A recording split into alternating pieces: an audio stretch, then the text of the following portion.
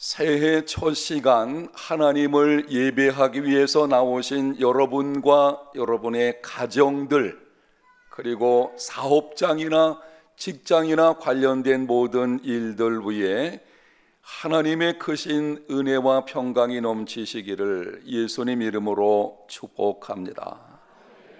특별히 금년 한 해에는 여러분의 인생에 무너진 성벽이 재건되어지는, 그래서 금년에는 하나님이 일하심을 경험함으로 신앙의 간증이 쏟아지는 이러한 놀라운 역사가 있으시기를 축복합니다.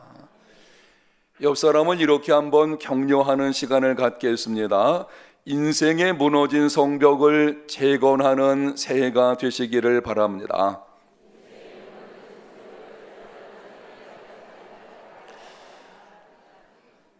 이 깊은 밤에 나오신 여러분들 대단합니다. 제가 볼 때 참 대단해요. 이 12시, 밤 12시는 잠든 시간인데 이렇게 많은 분들이 나와서 예배하는 것을 볼 때에 하나님의 은혜가 오늘 밤에 있을 줄로 믿습니다.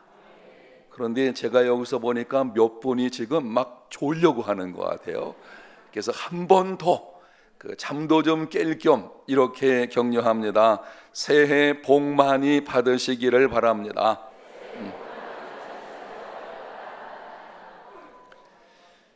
모든 사람에게는 무너진 인생의 성벽들이 있습니다. 겉으로 보기에는 그렇지 않은 것처럼 보일지라도 그 내면 세계 혹은 그 삶을 깊이 들여다보게 되면 어디선가 무너져 있는 인생의 모습이 있는 것을 볼 수가 있습니다. 오늘 나오신 여러분에게 있는, 여러분을 힘들게 하는 인생의 무너진 성벽은 무엇이 있습니까? 몇 가지 예를 들어서 제가 말씀을 드리게 될 것입니다. 질문 형식으로 말씀을 드리게 될 때에 나는 이런 문제는 없는지 여러분이 한번 돌아보는 시간이 되었으면 좋겠습니다. 육체적인 건강이 무너짐으로 병든 몸으로 살아가는 분이 있습니까? 정신적인 건강이 무너짐으로 우울증이나 강박증으로 힘들어하는 분이 있으십니까? 영적인 건강이 무너짐으로 영적 침체에 빠져 형식적으로 신앙생활하는 분이 있으십니까? 인간 관계가 무너짐으로 상처를 주고 받음으로 쓰린 마음으로 살아가는 분이 있으십니까? 결혼 생활이 무너짐으로 헤어졌거나 함께 살지만 등을 돌리고 살아가는 분이 있습니까? 계속해서 무너지는 사업 때문에 어찌할 바를 알지 못하는 분이 있으십니까? 평생의 꿈이 무너짐으로 환경이 이끄는 대로 소망 없이 살아가는 분이 혹시 있으십니까? 그것이 무엇이든지, 지금 여러분이 가지고 있는 무너진 인생의 성벽이 무엇이든지 염려하지 마십시오. 낙심하지 마십시오. 오늘 밤 성령 하나님께서 예레미야 선지자를 통해서 우리에게 이렇게 말씀을 하십니다. 주께서 인생으로 고생하게 하시며 근심하게 하심은 본심이 아니시도다. 하나님께서 우리 인생이 무너지도록 놓아두시는 것, 그래서 근심과 고통 가운데 우리로 하여금 두게 하신 것은 하나님의 본심이 아니십니다. 하나님의 본심은 다른 데 있습니다. 하나님의 본심이 무엇입니까? 예레미야 29장 11절, 여호와의 말씀이니라. 너희를 향한 나의 생각을 내가 아나니 평안이요 재앙이 아니니라. 너희에게 미래와 희망을 주는 것이니라. 하나님의 본심은 우리에게 평안을 주시려는 것입니다. 하나님의 본심은 인생의 무너짐을 통해 미래가 있는 사람, 희망이 있는 사람이 되게 하시려는 것입니다. 무너지는 것 때문에 우리 속에 아픔과 여러 가지 많은 쓰림이 있기는 하지만 그것을 통해서 우리로 하여금 미래가 있는 사람, 희망이 있는 사람으로 만들어 가시는 하나님, 이 하나님의 놀라운 계획을 기억하고 어떤 상황에서도 새롭게 일어나 나아가는 모든 성도들이 다 되시기를 바랍니다. 하나님께서 우리를 회복하게 하실 때에는 우리가 구하는 것이나 생각하는 것에 더 넘치도록 은혜를 베풀어 주십니다. 이사야 30장 26절, 여호와께서 그 백성의 상처를 싸매시며 그들의 맞은 자리를 고치시는 날에는 달빛은 햇빛 같겠고 햇빛은 7배가 되어 7날의 빛과 같으리라. 하나님의 정하신 때가 되면 하나님께서 찾아오실 것이고 하나님께서 우리의 상처를 싸매시며 고쳐 주실 것입니다. 그 날에는 단순히 우리의 상처를 덮어주시고 고통을 싸매주는 정도가 아니고 달빛은 햇빛 같고 햇빛은 7배가 되어 7날과 빛과 같은 놀라운 역사로 우리에게 이루어 주실 것입니다. 여러분이 지금 무너지는 인생의 문제들이 있다고 하면은 이 말씀을 기억하십시오. 하나님의 본심은 내 인생 이렇게 그냥 놓아두시려고 하는 것이 아니다. 반드시 하나님의 정하신 때에 회복이 이루어지게 될 것이고 그날에는 7날의 빛과 같은 하나님의 은혜가 내 삶에 반드시 찾아오게 될 것이다. 소망 중에 새해를 맞는 복된 시간이 되시기를 바랍니다. 인생의 무너진 성벽에 대한 하나님의 생각과 계획을 다시 정리해서 드리겠습니다. 한번 따라합니다. 하나님의 본심이 아니다. 미래와 희망을 주시려는 것이다. 넘치는 회복을 주신다. 아멘. 약속입니다. 한 번 약속하신 것은 반드시 지키시는 그 하나님께서 우리에게 이 약속의 말씀을 주시는 것입니다. 여러분이 이 약속의 말씀을 붙잡고 침체되고 낙심되고 때로는 쓰라림 때문에 잠 못 이루는 그 자리에서 일어나셔서 힘있게 새해를 출발하는 이러한 믿음의 사람들, 오늘 나오신 우리 모두가 다 되시기를 축복합니다. 이러한 하나님의 생각과 계획을 아는 사람이 되었다면 인생의 무너진 성벽을 재건하기 위해 어떻게 해야 하겠습니까? 약속은 주어져 있습니다. 하나님께서 우리와 함께 하시고 그 약속을 반드시 이루어 가 주실 것입니다. 그렇다면 이 약속을 알고 그것을 믿음으로 바라보는 사람은 어떤 모습으로 살아가야 하겠습니까? 오늘부터 12번에 걸쳐서 어떻게 해야 하는지를 말씀을 드리게 될 것입니다. 그리고 13번째부터 21번째까지는 무너진 성벽을 재건한 후에 어떤 삶을 살아내야 하는지를 말씀을 드리게 될 것입니다. 여러분이 시간 꼭 나오셔서 이 말씀으로 말미암아 여러분의 인생이 세워지는 하나님의 축복이 있으시기를 바랍니다. 오늘은 한 가지 말씀을 드리겠는데요, 오늘 본문 느헤미야 1장 1절에 이렇게 기록을 합니다. 하가랴의 아들 느헤미야의 말이라. 아닥사스다 왕 제20년 기슬월에 내가 수산궁에 있는데. 느헤미야서는 하가랴의 아들 느헤미야에 대한 기록입니다. 느헤미야는 유대 백성들이 바벨론 포로에서 돌아올 때에 3차로 귀환한 자입니다.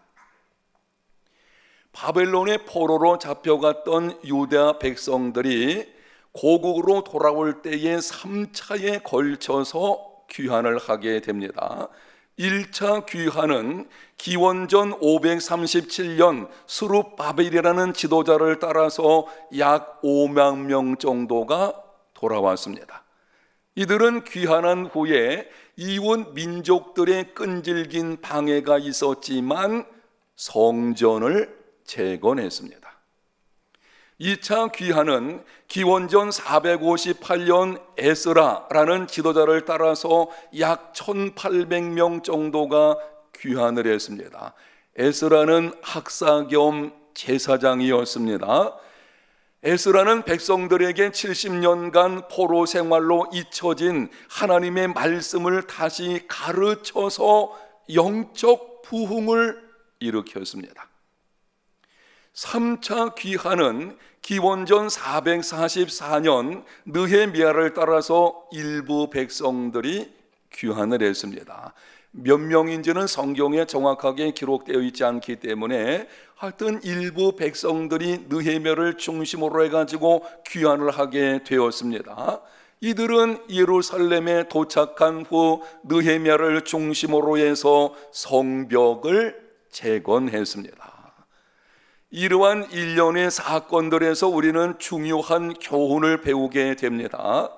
유다 백성들의 3차에 걸친 귀환, 그리고 귀환 후 있었던 일들은 모두 하나님의 특별한 섭리 가운데 이루어진 것입니다. 하나님이 행하신 일련의 일들을 정리해서 다시 말씀드리겠습니다. 여러분이 피곤하시고 이해를 돕기 위해서 다시 한번 정리해 드리는 것입니다. 영상을 주목하여 한번 들어보십시오. 기원전 537년 스룹바벨을 따라서 1차 귀환 성전 재건이 이루어졌습니다.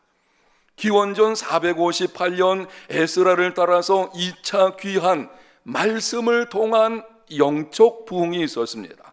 기원전 444년 느헤미야를 따라서 3차 귀환 성벽 재건이 이루어졌습니다. 영상의 붉은색으로 나타난 글씨를 주목하여 보십시오. 우선순위가 무엇인지를 말씀하는 것입니다.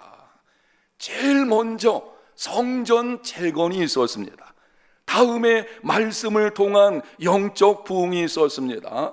그리고 성벽 재건이 비로소 이루어지게 된 것입니다. 무슨 말씀입니까? 인생에 무너진 성벽을 재건하려면 제일 먼저 예배가 회복되어야 합니다. 그리고 나서 말씀을 통한 심령 부흥이 있어야 합니다. 우선순위가 바르지 못하면 내가 결심한다 그래서 인생 회복되는 거 아닙니다. 여러분의 인생이 금년에 놀라운 회복, 부흥의 역사가 있으시기를 축복합니다. 저는 느헤미야 이 말씀을 준비하면서 정말 금년 한 해 동안은 우리 해운대 제일교회 모든 성도들이 인생에 무너진 성벽들 더 이상 거기 머물러 있는 것이 아니라 재건해서 일어나 가지고 힘있게 복 있는 인생의 삶이 좀 되어야 되겠다라는 소망을 가지고 기도하면서 준비했고, 하나님께서 이 말씀을 주실 때에는 이미 놀라운 복을 준비해 놓으신 줄로 믿습니다. 우선순위를 주목해 보셔야 합니다. 저는 1975년 인천으로 고등학교를 진학하면서 교회를 처음 나갔습니다. 1978년도에 인격적으로 예수님을 만났습니다. 그리고 1979년에 신학대학에 들어가서 공부를 하고, 그리고 나서 신학대학원에 거쳐서 주일학교 교사로, 교육전도사로, 강도사로, 부목사로, 담임 목회자로 오랜 세월 동안 제가 교육자 사역만 한 것을 보아도 38년, 약 40년 가까이 되어졌습니다. 그 오랜 세월을 사역하면서 배우고 듣고 보고 경험하고 내린 결론이 있습니다.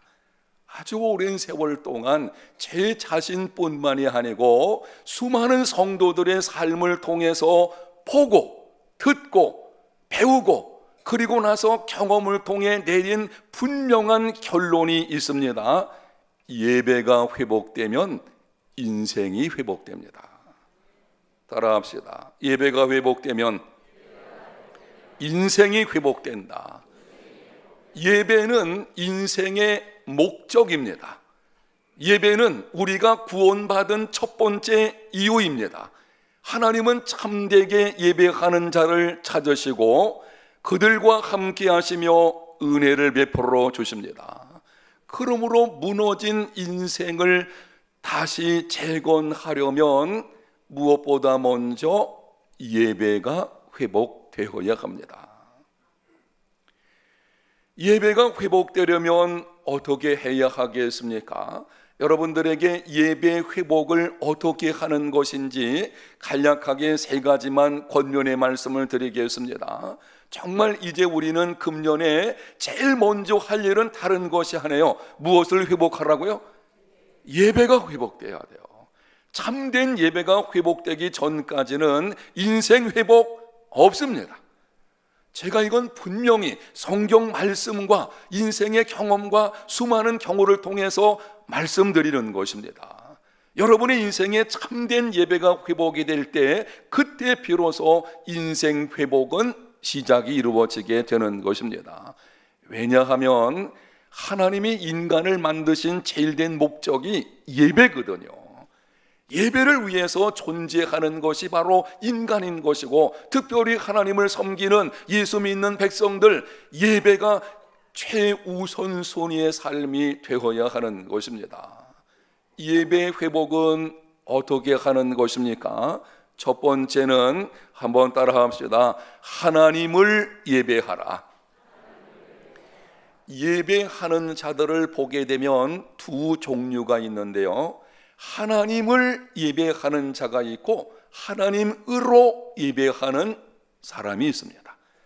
이 두 말이 비슷한 것 같지만 전혀 다릅니다. 하나님을 예배하는 사람은 예배 목적이 하나님 그분에 있어요. 마음을 다하고 뜻을 다하고 힘을 다하여 오직 그분만 섬기고 그분께만 예배하게 됩니다. 하나님으로 예배하는 사람은 하나님이 목적이 아니고 수단입니다. 하나님을 통해서 내가 원하는 무엇인가를 얻으려고 하는 것입니다. 나의 필요를 위해서 예배하는 것입니다. 잘못된 예배입니다. 현대인들은 자신이 원하는 것을 해주고 자신의 문제를 해결해주며 자신의 목표를 이루도록 도와주는 신을 원합니다. 전적인 자기 중심이에요. 하나님께 예배를 드리면서도 이 예배를 통해서 내가 뭔가 얻으려고 하는 것, 하나님 그분을 수단으로 삼는 이런 모습이 너무나 많이 있는 것을 보게 됩니다. 그러다 보니 소비 지향주의적인 예배를 드리게 됩니다. 내 마음에 감동을 주는 찬양, 내게 유익을 주는 설교, 나를 편안하게 해주는 인테리어, 그리고 이러한 것들을 얻기 위해서 헌금을 드립니다. 이런 사람들은 예배가 자기 마음에 들지 않으면 언제든지 짐 싸가지고 다른 교회로 가려고 합니다. 뭔가 잘못되어져 있어요. 참된 예배는 하나님을 예배하는 것입니다. 이러한 여러분의 평생이 되시기를 축복합니다. 여러분, 이 말씀 잊지 마십시오. 하나님을 예배하십시오. 하나님으로가 아니에요. 그분은 우리의 목적입니다. 하나님 그분만을 예배할 수 있는 예배 회복의 삶이 되시기를 바랍니다. 두 번째는 하나님의 거룩한 이름에 합당한 예배를 드려야 합니다. 이것이 예배 회복이에요. 하나님을 예배할 때에 하나님 그분에게 맞는 예배가 이루어져야만 되는 것입니다. 하나님은 거룩하신 분이십니다. 천지 만물을 창조하신 전능하신 분이십니다. 하늘과 하늘들의 하늘이라도 용납할 수 없는 위대한 분이십니다. 하나님이 어떤 분이신지를 안다면 하나님께서 받으시기 합당한 최고 최상의 것으로 드리는 예배가 되어야 합니다. 하나님께 예배 드리면서 비루한 것, 저는 것, 병든 것, 남은 찌꺼기 같은 것, 시간이 남아서 예배하는 것 아니죠. 우리는 하나님 그분이 어떤 분이신 줄 안다면 예배가 우리의 전심으로, 그리고 우리의 모양도 하나님이 기뻐하실 만한 이러한 모습으로 드려져야 하는 것입니다. 몇 가지 여러분들에게 금년에 이렇게 꼭 하십사 하는 뜻에서 말씀을 드리면, 예배 시간에 지각하지 않는 한 해가 되시기를 축복합니다. 온전한 찬송의 제사가 있는 예배가 되시기를 바랍니다. 내 마음에 들면 찬송 부르고 마음에 안 들면 입을 닫고 안 해요. 그거는 바른 예배가 아닙니다. 예배에서 찬송은 너무 중요합니다. 찬양은 하나님께 영광 돌리는 것이거든요. 어떤 찬양이든지 정말 마음을 담아서 전심으로 찬송을 해야 하는 것입니다. 온전한 찬송의 제사가 이루어져야 합니다. 헌금을 미리 준비하십시오. 예배 시간에 졸지 않도록 조정하십시오. 삶을 조정해야 됩니다. 설교를 내게 주시는 하나님의 말씀으로 받으십시오. 처음부터 끝까지 하나님 앞에서 예배하는 삶이 되시기를 바랍니다. 하나님의 거룩한 이름에 합당한 예배가 이루어질 때에 그것이 예배 회복입니다. 하나님은 만홀히 여김을 받지 않으시는 분이십니다. 우리가 부모를 대할 때에도, 아니면은 어떤 고위공직자, 여러분이 일을 돕기 위해서 대통령을 만난다고 하면은 어떤 일이 벌어지겠습니까? 일개 한 나라의 대통령을 만날 때에도 우리의 마음과 모습이 어떠하다면 만왕의 왕이 되시는 하나님 앞에 예배하면서 우리의 마음가짐, 그리고 우리의 모습이 어떠해야 하겠습니까? 하나님의 거룩한 이름에 합당한 예배가 드려지는 한 해가 되시기를 바랍니다. 세 번째, 마지막으로 따라합니다. 삶의 예배를 드리라. 진정한 예배 회복은 주일에 나와서 1시간 공예배 드리는 것으로 끝나지 않습니다. 진정한 예배 회복은 일상생활 삶을 새롭게 하는 데까지 나아가야 합니다. 그래서 이런 말이 있지 않습니까? 참된 예배는 예배 축도가 끝난 후부터 시작되는 것이다. 여러분이 주일날 나와서 공예배, 주일 공예배를 생명처럼 여기는 삶이 되시기를 바랍니다. 주일 예배 몇 번 빠지면은요, 믿음은 온데간데 없이 사라져 버립니다. 주일 공예배는 이 생명 같은 거예요. 우리가 세상에서 바쁠 때에 이 믿음의 생명줄이 예배거든요. 공예배는 반드시 참석을 해야 하는 것입니다. 여러분이 주일날은 아무리 바빠도 멀리 출타해 있어도 하나님께 나와서 예배하는 삶이 되어야 합니다. 그런데 한 가지 기억할 것은, 참된 예배는 거기서 끝나는 것이 아니라 그 이상으로 나의 삶과 관련이 되어져 있습니다. 먹고 마시는 것, 자고 일어나는 것, 집안일을 하는 것, 직장에서 근무하는 것, 사업을 경영하는 것, 학교에서 공부하는 것들, 이 모든 일들이 하나님의 일인 줄 알고 주님께 하듯 하는 삶이 되시기를 바랍니다. 지금 여러분이 세상 속에서 하고 있는 일, 그것이 무엇이든지 죄와 관련된 것이 아니면 하나님의 일이에요. 우리는 세상 일 대충 생각하고 하나님의 일은 교회 안에서 하는 거 안 해요. 교회 안의 일도 하나님 일이고, 세상을 만드신 분도 하나님이시고, 온갖 직종을 두신 분도 하나님이시거든요. 다 하나님의 일입니다. 죄와 관련된 것이 아니라면. 그래서 이런 삶이 되어야 합니다. 6일 동안 세상 속에서 주어진 일을 주님께 하듯 최선을 다하여 행하고, 그리고 주일날 나와서 공예배를 통해 하나님께 영광 돌리는 예배자가 되시기를 바랍니다. 이것이 예배 회복입니다.